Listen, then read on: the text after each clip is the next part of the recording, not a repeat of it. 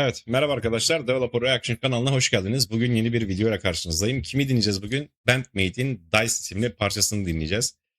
Topluluk mesajlarına geçen gün bir şey paylaşmıştım. Gruplardan, dinlemiş olduğumuz gruplardan en sevdiğiniz 3 şarkıyı yazar mısınız diye. Ve birçok katılım oldu. Teşekkür ediyorum bunun için hepinize. Oradaki dinlemediklerimden, o grupların dinlemediklerimden bir liste oluşturup onları dinlemeye çalışacağım. Bu Dice'da ilk şarkı olacak. Çaylar kahveler hazırsa hadi gelin başlayalım bakalım neler izleyeceğiz.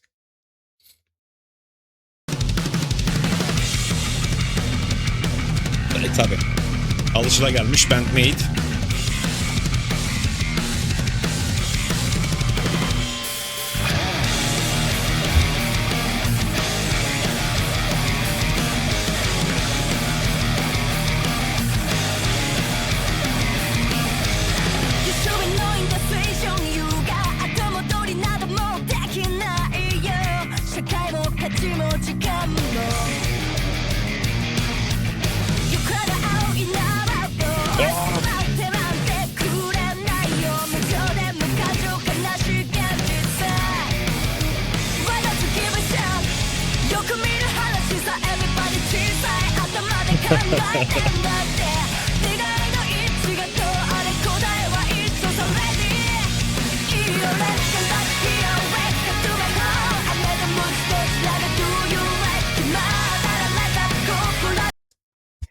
Çok özür dilerim. Neden herkes kafasına göre çalıyor? Dur, algılayamadım, özür diliyorum. Başa alacağım burayı. Bir kere daha başlayacağız. İnanın algılayamadım. Sürekli değişen bir riff yapısı var. Senkoplu vuruşlar var. Hazmedemedim yani. Biz devam edelim. Baştan başlıyoruz. Kusura bakmayın bunun için.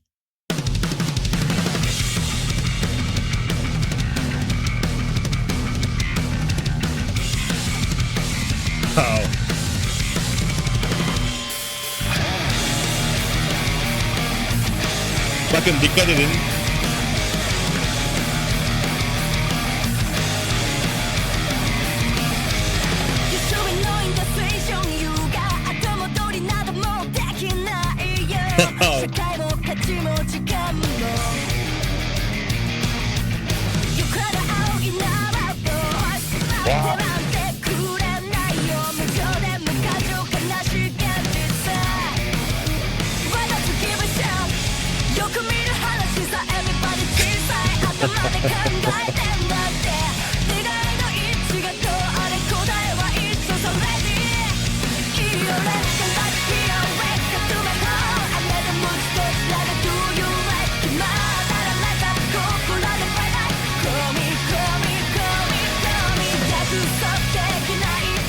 Wow.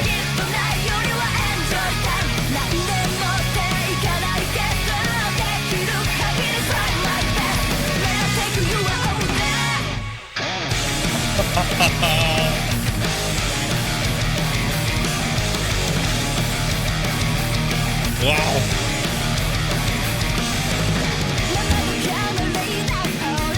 Evet, yine değişti.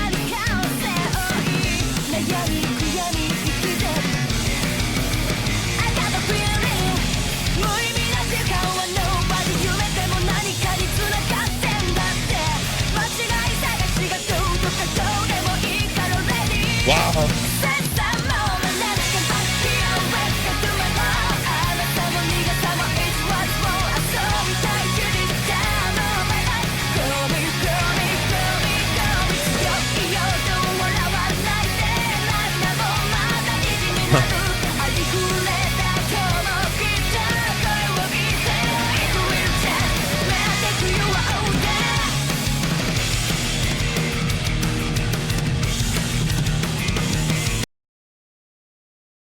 Çok özür diliyorum. Wow. Arkadaşlar yani başa almak istiyorum. Alalım mı başa? Çok özür diliyorum bunun için. Birçok şey var şarkıda. Özür diliyorum. Wow.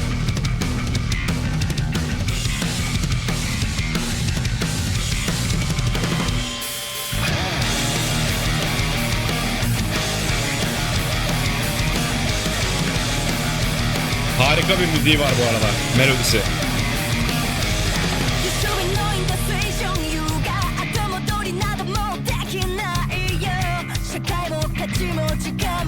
Ha.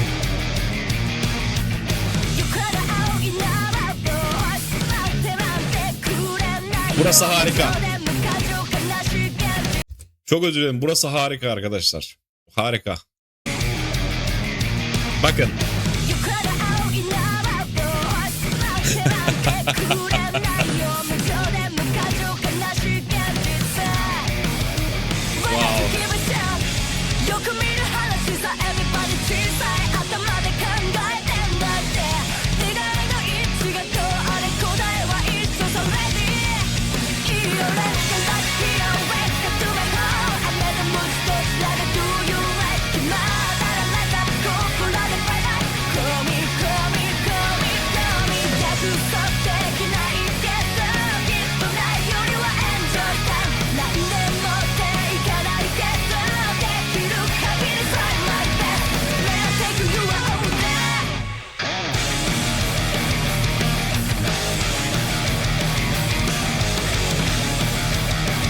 Kupa çok yüksekti.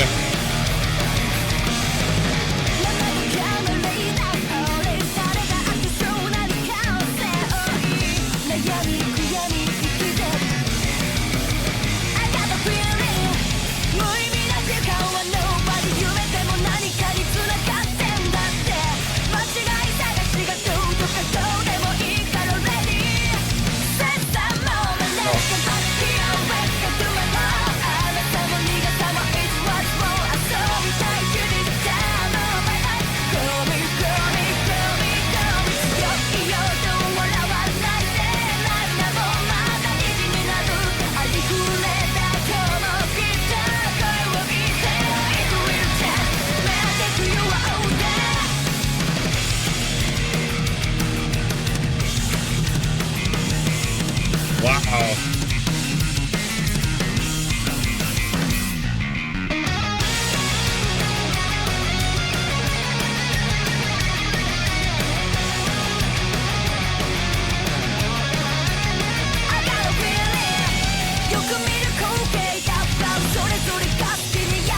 Başa döndük. Çok özür dilerim, bu kısmı bir daha dinleyelim olur mu? Misa ve Kanami'ye.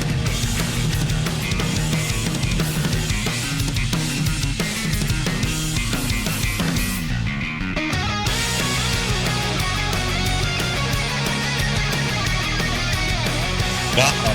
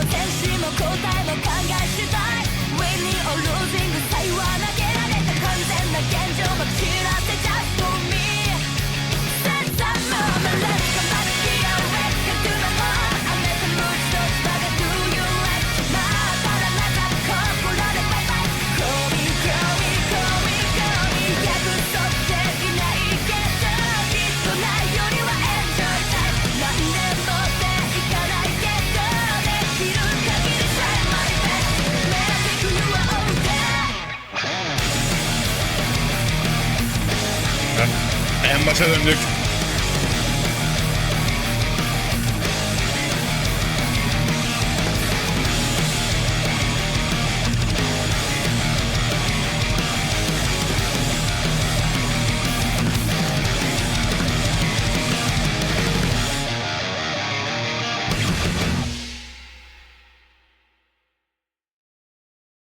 Wow.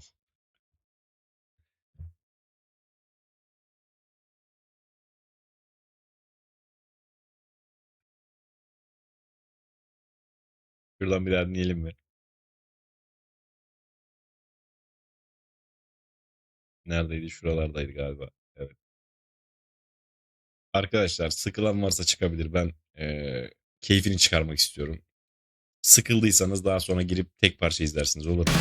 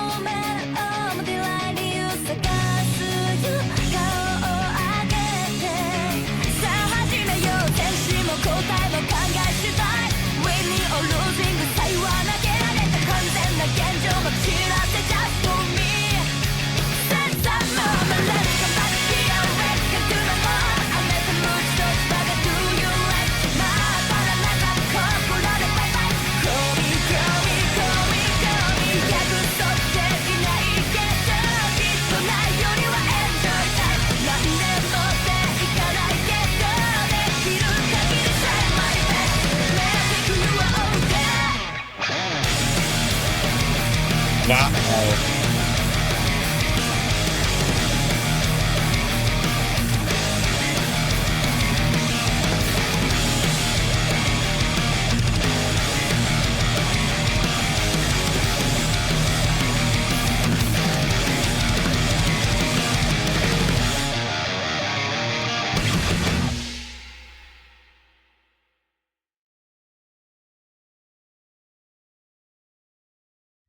Evet. Onları iyi ki tanımışız. İyi ki onların döneminde yaşıyoruz. Mükemmel bir şarkıydı arkadaşlar. Çok bugüne kadar niye dinlememişim? Hayret. Mükemmel bir şarkıydı. Yorumlara geçelim. Evet. Yine Bandmade'den mükemmel bir şarkı dinledik arkadaşlar. Klasik hard rock dinlemeye alıştıysanız bilirsiniz. Babalar introda bir riff yazarlar. O riff şarkı bitene kadar asgari ücretli gibi aralıksız çalışır. Ve Dice'da gördüğünüz gibi hiç de öyle değildi. Şarkı ilerlemedi, resmen evrim geçirdi. E, intro riff'i, kıta riff'i, nakarat öncesi riff'i, nakarat riff'i, köprü riff'i derken Konami her bölümde önümüze bambaşka bir menü koydu arkadaşlar. Klasik rockçılar tek riff'ten koskoca bir albüm çıkartırken Bandmate burada tek şarkıda resmen progresif rock, progresif metal festivali verdi diyebilirim. Bazı gruplar biliyorsunuz buldukları güzel bir riff'i alıp şarkı boyunca sürekli sömürürler. Bandmate ise bizde riff çok abi harca harca bitmez diye önümüze ayrı bir şov koydular. Ve her birini mükemmel yapmışlar diyebilirim. Introda ayrı telden çalıyor. Vers bölümünde başka bir gruba bağlanıyor ve işte nakarat ve köprü ise kendi cumhuriyetini ilan etmiş durumda. Bir şarkıda bu kadar çok karakterde riff olması bence yasal olmamalı. Bu resmen progresif bir gövde gösterisiydi diyebilirim arkadaşlar. Kanama tarafında kromatik iniş çıkışlar, passing notlar ve beklenmeyen power chordlar. Power chordlar vardı ve senkoplar vardı Akane tarafında. Şarkı yaklaşık 180 185 BPM temposundaydı. Yüksek temposuna rağmen şarkı boyunca kontrolü hiç kaybetmeyen, sürekli ileri iten bir enerjiye sahipti. Ancak yalnızca hızlı olmak yerine işte o dur kalk e, hissi yaratan riff yapısı sayesinde dinleyiciyi sürekli tetikte tutan bir yapıdaydı diyebilirim. Şarkının tonal merkezi büyük ölçüde B eksenindeydi. Fakat bununla birlikte Konami'nin yazım tarzına özgü kromatik geçişler, power chord kullanımları ve kısa modal dokunuşlar sayesinde tonal yapı tek bir minör gama sıkı sıkıya bağlı değildi. Bu durumda parçaya daha sert, dinamik ve progresif bir karakter kazandırdı diyebilirim. Temel ölçü 4/4 olmasına rağmen intro, kıta geçişleri ve köprü bölümünde senkoplu riffler, ani duraksamalar ve aksan değişimleri ritmik algıyı oldukça karmaşık hissettirdi diyebilirim. Bir türlü işte o yüzden geri aldım sürekli. Ve teknik olarak da dediğim gibi ölçü değişmese bile dinleyici üzerinde sürekli o yön değiştiriyormuş hissi bıraktı. Konami bu şarkıda hem besteci hem gitarist kimliğini bence en güzel şekilde ortaya koymuş diyebilirim. Şu ana kadar dinlediklerimin içerisinde söylüyorum. Ana riffler yüksek hızda alternate picking, legato geçişleri ve pedal not mantığı üzerine kurulurken boşluk bırakmayan riff yazımı sayesinde dikkat etseniz şarkının enerjisi bir an bile düşmedi.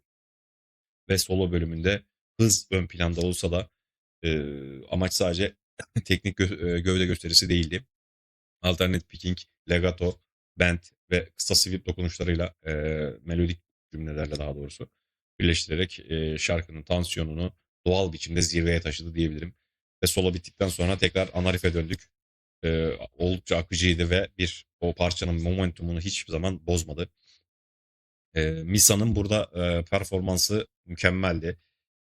Birçok Bandmate şarkısında biliyorsunuz Misa'yı ben çok ön tarafta görüyorum ama burada harikaydı yine Misa. Daha da iyiydi. Hatta öyle söyleyebilirim. Ee, en öne çıktığı Bandmate şarkılarından biridir diyebilirim şu ana kadar dinlediklerimin içinde. Bass gitar sadece dediğim gibi ritmi desteklemekle kalmadı. Gitarla sürekli diyalog kuran bağımsız bir melodik katman oluşturdu. Ve şarkının en unutulmaz anlarından biri hiç kuşkusuz açılıştaki ikonik bas girişiydi. Misa agresif fingerstyle taktiği ve güçlü tonu daha ilk saniyeden parçanın enerjisini dinleyiciye hissettirdi diyebilirim arkadaşlar. Şarkının açılışındaki bu ikonik bas bölümü çoğu zaman slap olarak algılansa da aslında Misa'nın güçlü fingerstyle tekniği ve ghost note'lar ve sert atakları sayesinde bu etki oluştu diyebilirim. Bas çizgileri boyunca da sık sık dediğim gibi kromatik geçişler, dead note süslemeleri ve hareketli yürüyüşler kullanarak gitarların altında sürekli bir yaşayan ikinci bir melodi yarattı diyebilirim Misa için. Bu yaklaşımda dediğim gibi şarkının şarkının karakterini belirleyen en önemli unsurlardan biri olduğunu düşünüyorum. Akane tarafına gelirsek bu parçanın motor gücüydü yine Akane. Ve sürekli yüksek tempoyu korurken hiçbir zaman aceleci hissettirmedi açıkçası. Davul performansında çıkan unsur yalnızca hız değildi. Çift pedal kullanımı, belirli geçişlerde ve enerjinin yükseldiği anlarda etkili bir biçimde devreye girerken hi-hat ve ride zili kullanımı, ghost notlar ve güçlü trompet vuruşları Crow'u sürekli canlı tuttu diyebilirim. Dinamik kontrolü sayesinde de dediğim gibi şarkının böyle tek düze bir metal rock parçasına dönüştürmedi. Akane bu şekilde yaparak. Aslında Dice özünde bir hard rock parçası. Fakat dediğim gibi aynı, yüksek temposu, teknik riff yapısı, yoğun ritim kullanımı ve modern gitar tonları sayesinde alternatif metal ve progresif rock etkilerini güçlü şekilde hissettirdi diyebilirim. Bu yüzden Dice rock ile metal çizgisi arasındaki o çizgiyi başarıyla bulanıklaştıran Bandmate şarkılarından biri bence arkadaşlar. Kanami melodik yürüyüşlerle veya işte solo bölümünde geçtiğinde Miku'nun güçlü power chord ses duvarını ayakta tuttu Miku. Ritim gitarı çoğu zaman fark edilmese de parçanın yoğunluğunu ve e, dengesini koruyan en önemli katmanlardan biriydi Miku'nun gitarı. Geri vokaller harikaydı Miko tarafında yine. Ve Saiki harikaydı. Böylesine yüksek tempolu bir parçada son derece kontrollü bir vokal performans sergiledi. Güçlü diyafram kullanımı sayesinde de o sert rifflerin arasında kaybolmadan net bir ton elde etti diyebilirim arkadaşlar.